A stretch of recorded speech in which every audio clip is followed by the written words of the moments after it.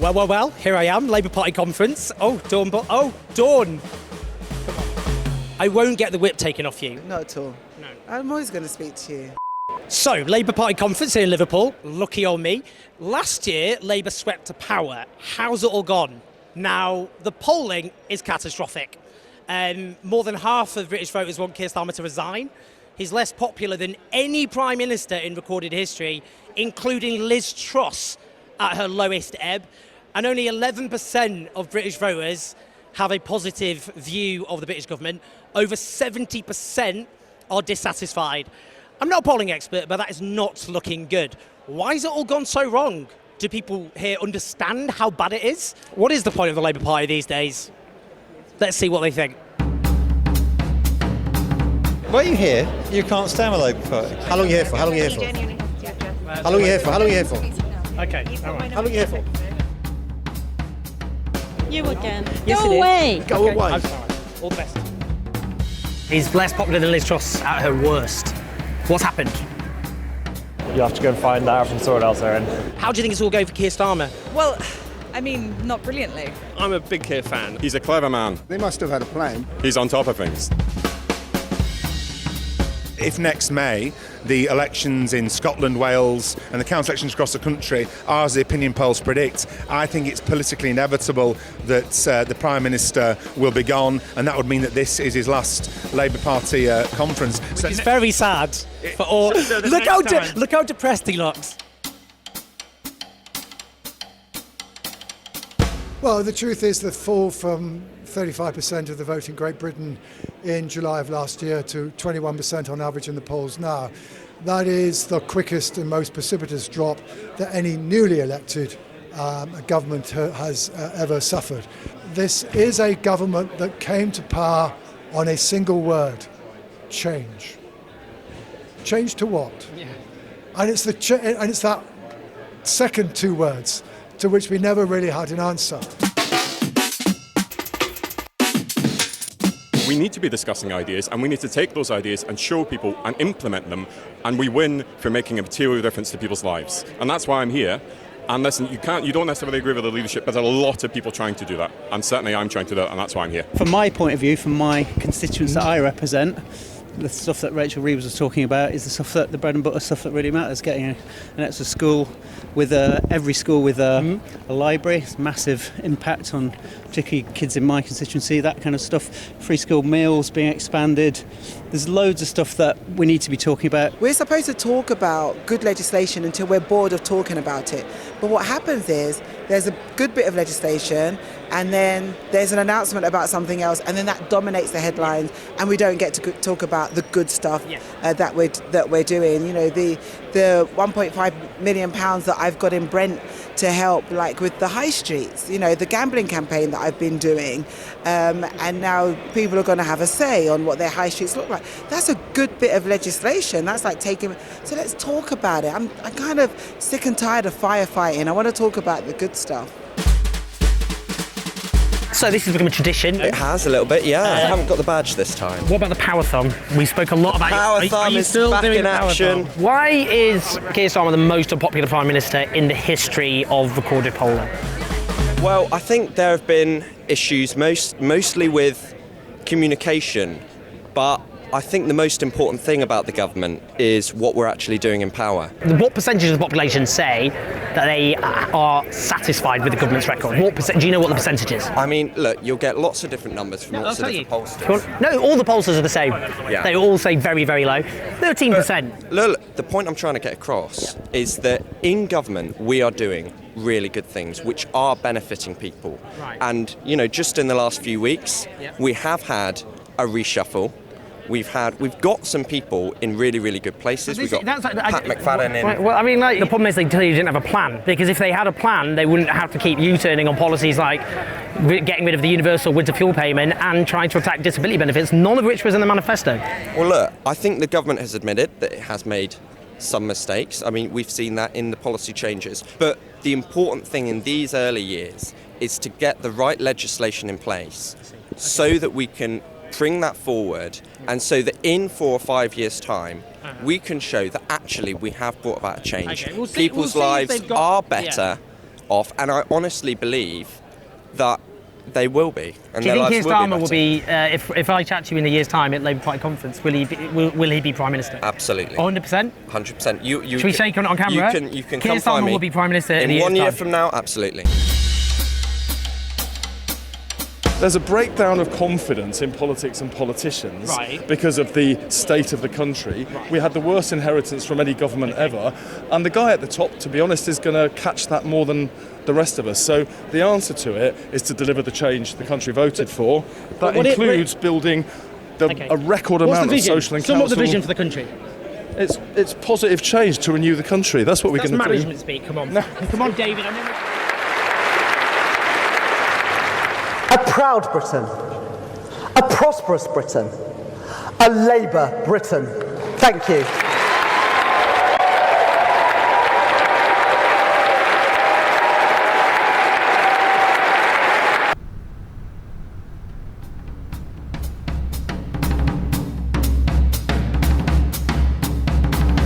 Rachel, are you going to get rid of the two-child benefit cap, which drives hundreds of thousands of children into poverty?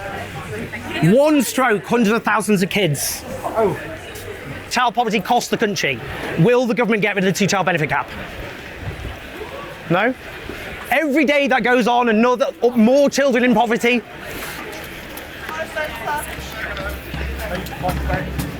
Okay. What do you make of Labour conference?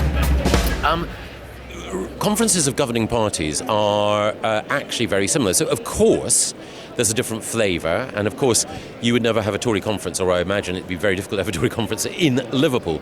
But once you're in the conference hall, once you're at the fringe meetings, then you notice that a lot of the people there aren't the party faithful. They're representatives of the third sector and individual lobbying organisations.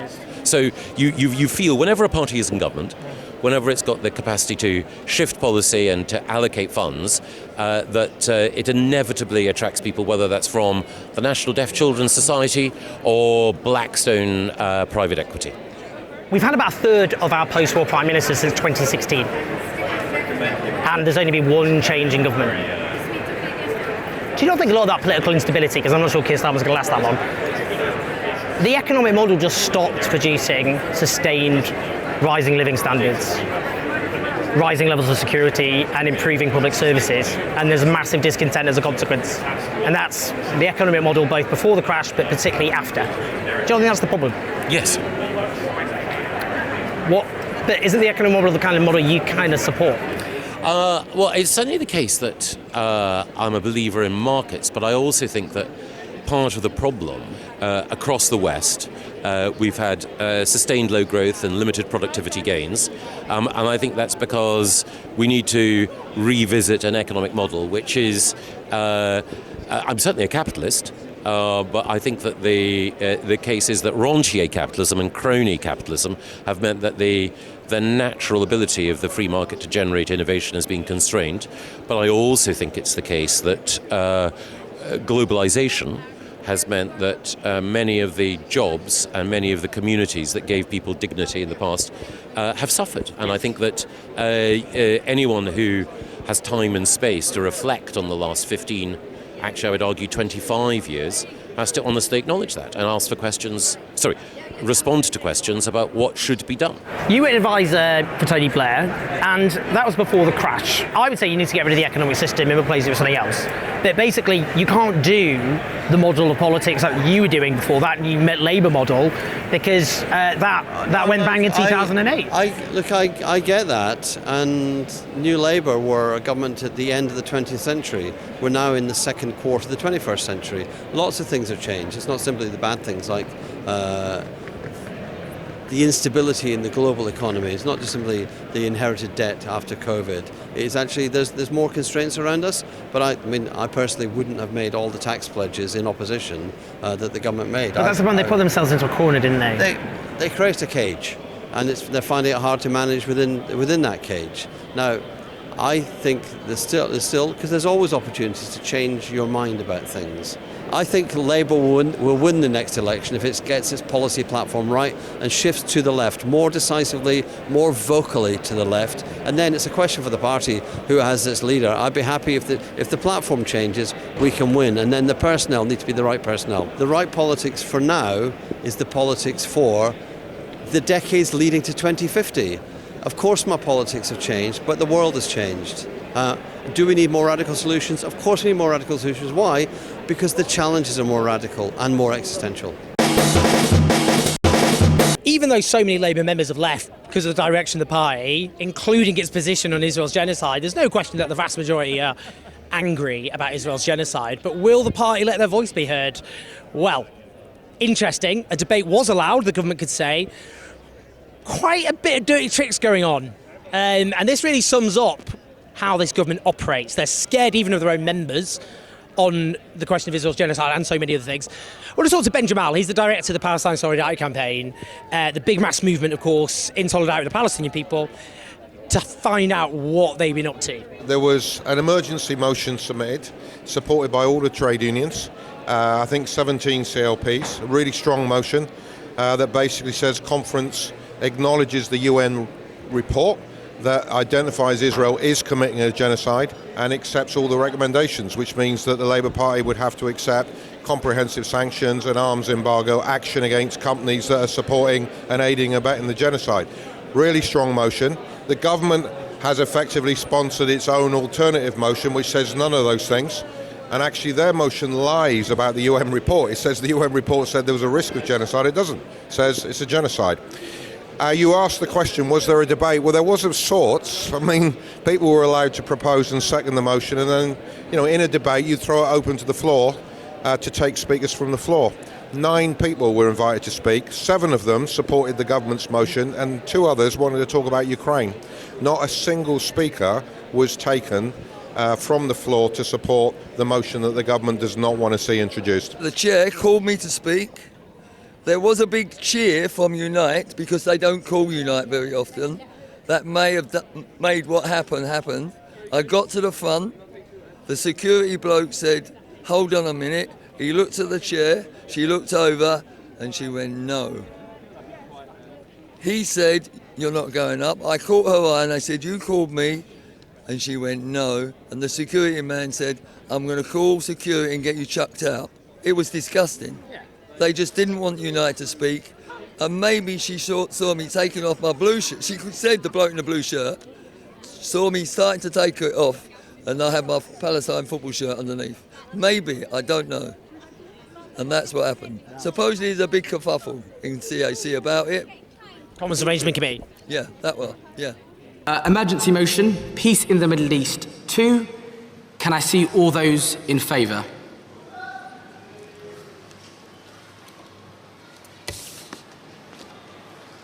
Okay, can I see all those against? That passes. Now, this is quite something. There were 2 motions on Palestine. There was the government-backed one, which whitewashed the crimes of Israel and, didn't talk about the genocide. And there was the other one, which accepted the UN Commission's verdict of genocide and called for sanctions to be imposed against Israel.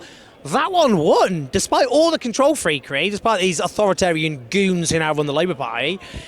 That is interesting. Now, just FYI, that doesn't mean they're going to actually change tack, but it means the Labour Party's official position is that Israel is committing genocide.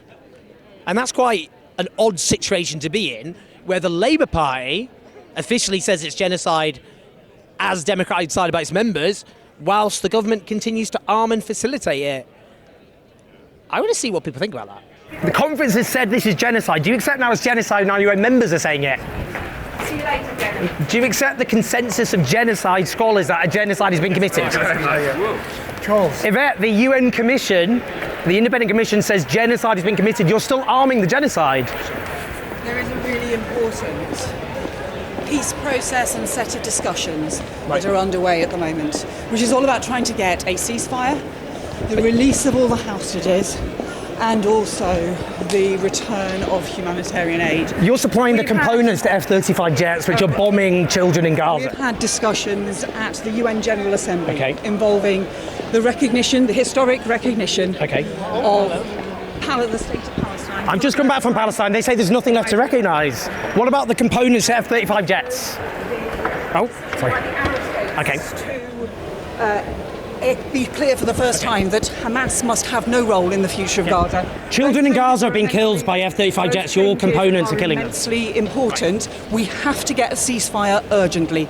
That has to be the focus for everyone this week. That will continue. What about the components for F-35 jets that are killing people in Gaza? Okay, you're still arming a genocide.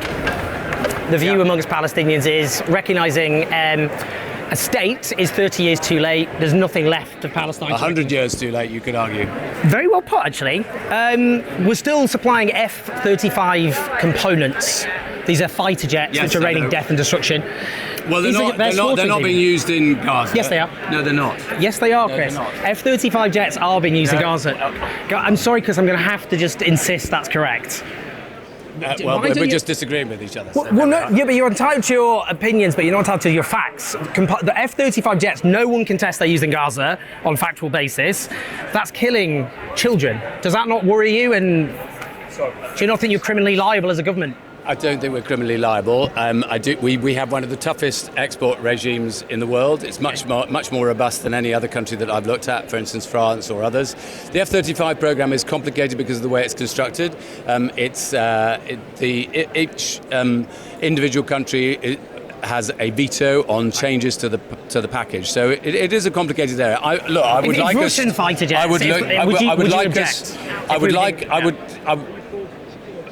Well, that's a big kind of if in the beginning of that sentence. So, it was an if at the beginning of the sentence. Would you say that if F-35 jets with British components were being used by Russia in Ukraine, is this what you'd say? If at the beginning of the sentence. So the point I was going to make is I would like us to be able to do everything we can to make sure that there are no breaches of international humanitarian law in Israel. That is the adjudication that we have to make. Do you accept that they've committed war crimes? Well, we've already said. Have Israel committed war crimes? We've already said, and I have said in committee in the House of Commons, that we recognise that there is a very severe breach of international humanitarian law. Honestly, Owen, I've given you 10 minutes, and that's enough. Minutes. That was very brief. Too brief. But nonetheless, have Israel committed war crimes? I don't know. But have Russia committed war crimes? Again, then international has to look at this. Have Russia committed war crimes? Owen, you're trying to reduce this down to one or two small things. No, I'm not. Have Russia committed war crimes? I'm not going to sit here and say what Russia and what I want to see. Have Russia committed war crimes? I want to see an international order that means that it doesn't matter whether it's you and me having an argument, that everyone is held accountable fairly. And that can you see what's just happened there? Includes the Russians. Can you see what's happened there? How this rot spreads? Because you know Russia's committed war crimes, and you won't say now. This is how the rot spreads. Because you can't condemn Israel for war crimes. You now can't condemn Russia for war crimes. See how the rot spreads. I will happily condemn what's happening in Gaza. I will happily condemn what the Israelis are doing. I will condemn what the Russians are doing in Ukraine. Have Russia committed war crimes? What we need to do, Owen, is make sure that we strive for peace wherever we can. Okay. Well, you would have said Russia supported war crimes if you didn't think I was going to ask you about Israel. I would have said. Well, the rot spreads. The rot spreads. The rot spreads. It's been a pleasure talking to you. You too, Gareth. All right, take care. Bye bye. Emily, hi. How are you? Hello. Oh yeah, hi, here Emily. he is. Hi. Don't get smiley. At the beginning of the genocide, you were asked. I'm going to let you in. You were asked several times by Victoria Derbyshire if cutting off food and water and energy to Gaza was against international law, and you said, do you think cutting off food, water and electricity is within international law? I think that Israel has an absolute right to defend itself against terrorism. That's not the question I asked. It is an answer to the question that you've asked, and I think it's an appropriate one at this time. So and I think you'll find also, if you look at the whole clip, that I talked about the temporary nature of it. No, you didn't. Yes, I did. We've already heard from your previous guest about what might be happening on a day-to-day basis. So we're now on day 4. And so we hear that there are troops massing on the border. There may well be an incursion. Immediately before an incursion, then, as the permanent representative have said, that it might be appropriate in those circumstances for there to be the sort of action that we've heard about. And then the invasion afterwards. I don't know, because at the moment we're in the middle of a hot war, and Israel is in the middle of defending itself, and we have to stand with Israel, just like we would expect people to stand with us if we were the victims of terrorism as well. If there was any lack of clarity, if you'd gone to the next interview I did on the programme, I explained that we had been told, although I was not in a position to be able to explain it at that stage, that the Israelis were about to go in. We thought there was going to be an Entebbe-style raid. We did. But I was not in a position, in order for them to go in and get the hostages, because if you remember, it was on day 3, and they were trying to get in. Why are you saying this when this is exactly Israel what I said. And they didn't do it. Israel said it. And they didn't do it. Israel made very But clear. That's what we understood they were doing. Israel made very clear at the beginning. We were Emily, told just talk. Come on, you're that they were going to be able to go in and do it. And I was not in a position. And if they were, Israel made a series of genocidal statements at the beginning. Yoav Gallant, the defence minister, said that we're cutting off food and energy. What you ought to do is just interview yourself. Because we're because you're not. You need to be held to account. You need to be held to account for supporting a genocide. No, I did not. Now, Yoav Gallant, the defence minister, said at the beginning that they were cutting off food and water because they were fighting human animals. Israel said they weren't going to do that. And they were going to go in and get. What made you think Israel was going to do that? They just said nothing to that effect. So why? They didn't why say it publicly. Right. We were told it. We were told they were going in to get the hostages. Right. Because it was I'm not going to tell you because it was. Are you saying Israel privately said they were going to have just a very specific operation to retrieve the hostages? We were told. Are you serious? Because they didn't say that in public. In public, they said they were going to destroy Gaza. And that was why I was not in a position to be able to go onto Newsnight and tell the whole world that the Israelis were about to go in to Gaza and get the hostages why back. was it that people like me took their statements literally and we were correct? Because I made a mistake. Because I was told something and the Israelis didn't do it. I'm not going to go. You weren't in government. Who was telling you this? You weren't in government at the time. Do you know what? People are happy to tell me things in confidence because I'm quite good at keeping confidences. Right, I see. So when I'm asked this question on Newsnight, I can't say, look, they're closing the borders and they're cutting off the electricity in order to go in. You justified a war crime. No, a war crime is starving people. Yes, which is what they did, which is what they said from the beginning they did, and you supported it. No. Yes, you did.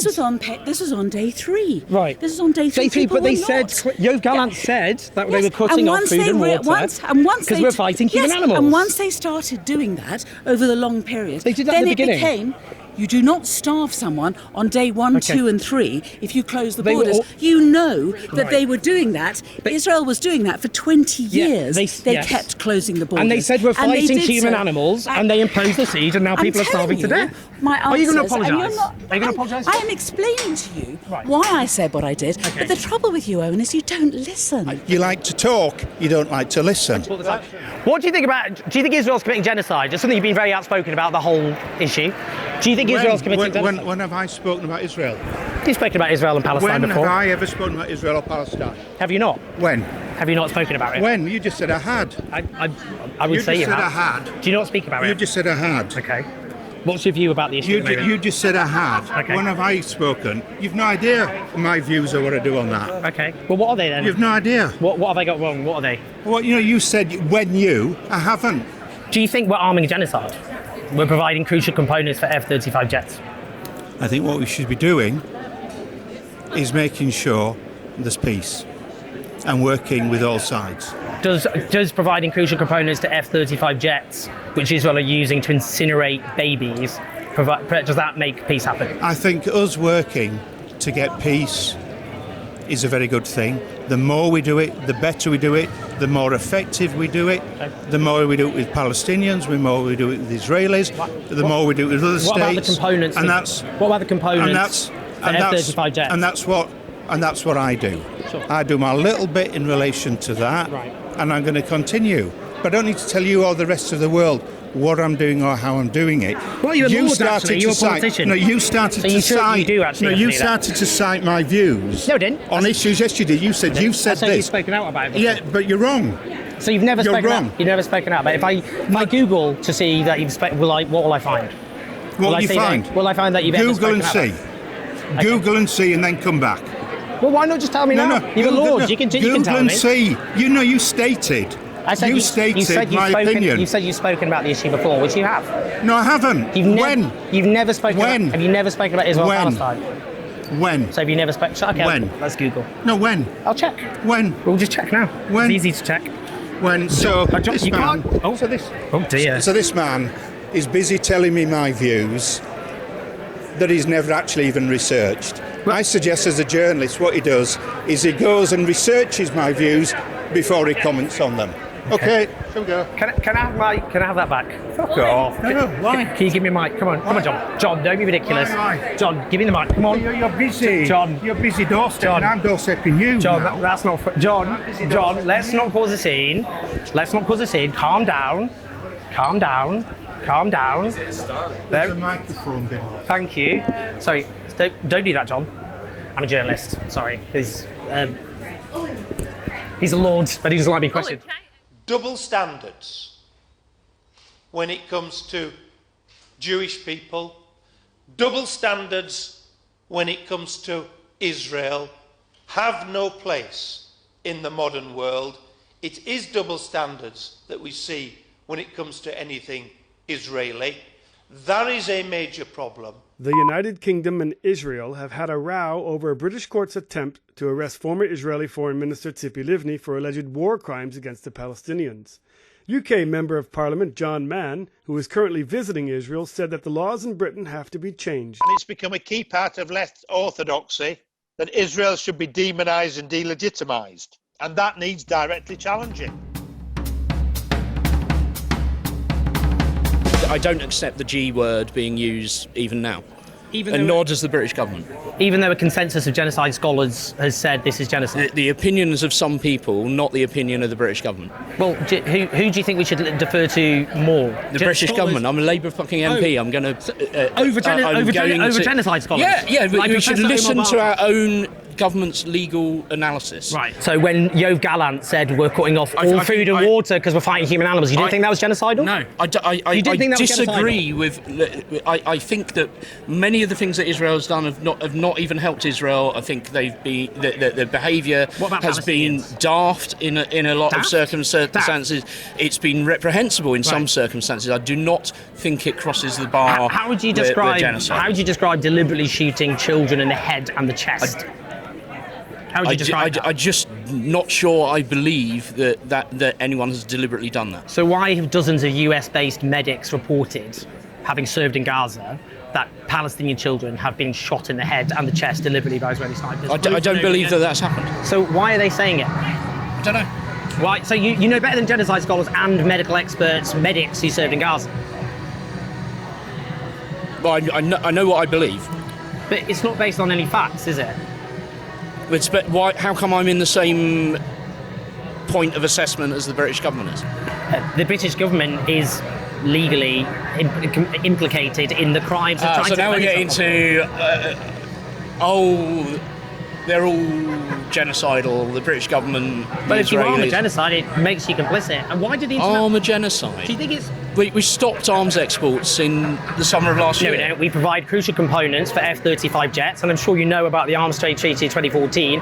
If you provide components for F-35 jets implicated in war crimes or genocide, then you are legally complicit. Do you know that? No, I don't. Okay, I think we've probably exhausted. I mean, you're not going to get the answers you want. Well, I know, but you're a pro-Israel lobbyist. It seems like you don't actually know what you're talking about at all, and you've been very... This is your subject. No, you've got a set of opinions. I've got a different set of opinions. But you don't have any facts. That's the problem.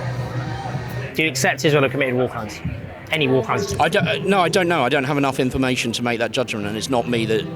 So they've wiped Gaza from the face of the earth. They've killed tens of thousands of children, very plausibly. They've attacked every single hospital, every single healthcare system. And you don't think they've committed any war crimes? No, I don't know which things fall into those categories. So I don't know where exactly the line is drawn. Is deliberately starving people a war crime? I think you're telling me it is. But do you know? I don't even know if they can be accused of that. Well, even though they said they were... I mean, in March this year, they said they're not letting anything into Gaza, and they did that... Yeah, well, I disagree with them doing that. Is it a war crime? Wrong thing to do. No, it's not about is it wrong, morally. Is it legally wrong to do that? I don't know. I'm not an expert in international law. What do you know about? Not international law. So even though your main first job was being a pro-Israel lobbyist, which was all about international relations for years. How long did you work as a pro-Israel lobbyist? 13 years, I think. 13 years. That was your job before becoming an MP, and you don't know anything about anything. Yeah, I'm just Really? thick, really. Just completely But I don't think thick. you are. I don't think you are, and that's why, you're a member of Parliament now, because you got parachuted into a seat you had no connection to by your friends on the National Executive Committee. Do you think when it all falls apart for the Labour Party, do you think you're going to have any regrets? I don't think it is all going to fall apart for the Labour Party. Why would it all fall apart? Your brand of politics, they pursued it to the letter, bashing migrants, bashing benefit claimants, and people hate it. I mean, sometimes I wish that my brand of politics was pursued to the letter, but... If it all falls apart for the Labour Party... It won't. It won't? It won't. Because fundamentally, political positioning is near to where the British people are. Which is why only 11% of the population have a positive approval of the government. Because governments have to do difficult things, and the point in the electoral cycle at which you would want to be behind is now, and you can come back and gloat at me, if we're here a year after losing a general election. But at the moment, we've got more than 400 Labour seats because it turned out actually the strategic viewpoint that people like me had was completely correct. Well, no, you got 33.7% of the vote on the lowest turnout Democratic history because Reform split the vote. Because, I mean, you know that I don't support first past the post. No, I know. But first past the post exists. You didn't win on a tide of enthusiasm. You didn't win on a tide of enthusiasm. Well, we were 20% ahead for most of the 2 years prior to that. Yeah, but you didn't win by 20 points, did you? What did you win by? Well, so if we're going to write off the 20% ahead, we can write off the 3% behind on the most recent poll last Thursday. Or we can say that actually you didn't actually get a impressive vote share and it's been downhill ever since. We haven't tested it yet in another general election. Okay. Let's test it in another general election. It'll be interesting. Okay. All right. See you in a bit.